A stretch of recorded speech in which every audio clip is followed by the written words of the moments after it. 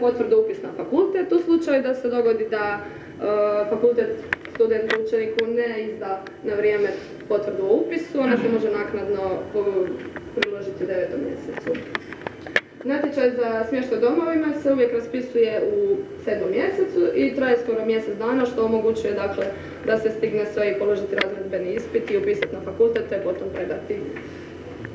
Cijena smještaja u domovima je različita, međutim većinom je oko 300 kuna. Imate nove paviljone na Savi, to su kao nešto moderniziraniji, oni su 600 kuna, ali otprilike 300. I također postoji takozvano crno tržište, dakle, to je nešto što nije baš legalno, ali određeni ljudi ne uspiju dakle, dobiti mjesto u domu, pa onda se snalaze na razne načine i takva cijena takvog smještaja se većinom dakle, prodaju se po 4.500–5.000 kuna. Ovo su slike soba nekih iz domova, ima ih svakakvih.